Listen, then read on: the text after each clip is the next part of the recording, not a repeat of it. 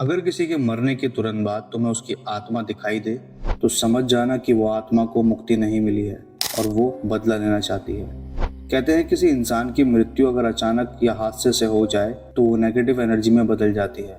ऐसा ही एक इंसिडेंट हुआ था हमारे व्यूअर रवि के साथ। रवि मुजफ्फरपुर बिहार का रहने वाला है और रवि के साथ जब ये सब हुआ उसकी उम्र 14 साल थी। रवि के घर के पीछे एक औरत रहती थी और एक दिन अचानक पता चला कि वो औरत जलकर मर गई। और जब ऐसा कुछ हादसा होता है तो हर किसी के दिल में दहशत बैठ जाती है। उसी वजह से वहाँ के लोगों में भी डर का माहौल था। कोई नहीं जानता था कि वो औरत आग लगने से कैसे मरी। उस औरत के मरने के अगले ही दिन जो रवि के साथ हुआ वो किसी हॉरर फिल्म की कहानी से कम नहीं था। रवि के घर के सामने एक अमरूद का पेड़ था जो रवि की छत से दिखाई देता था। रवि बताता है कि गर्मियों के दिन थे।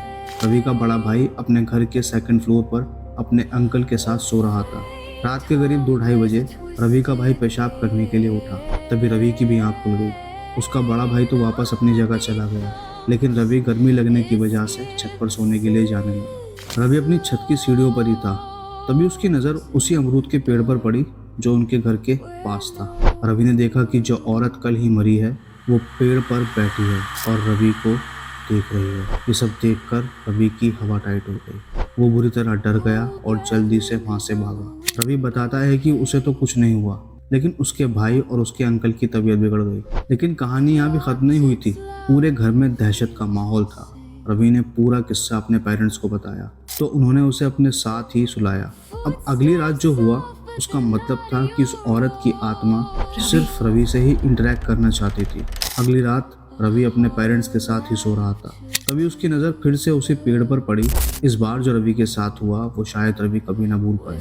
रवि ने देखा कि वो औरत उसी अमरूद के पेड़ पर बैठी है और इस बार वो रवि को देख कर मुस्कुरा रही है। रवि बुरी तरह डर गया और उसी समय उसे नाइट पैरालिसिस हो गया। कुछ दिन रवि के साथ नाइट पैरालिसिस के एनकाउंटर होते रहे। उसके बाद वो पूरी तरह ठीक हो गया। आज रवि 19 साल का है और एकदम ठीक है। उसके घर वाले भी ठीक है। लेकिन आप लोग याद रखना, अगर आपके साथ ऐसा कुछ हुआ है तो मेरे साथ शेयर ज़रूर करना। आपके इंसिडेंट को मैं कहानी में बदल दूंगा। ऐसे ही किस्से कहानियों के लिए वीडियो को शेयर और चैनल को फॉलो ज़रूर करना। Share the video. Follow Honest Aladdin Tales.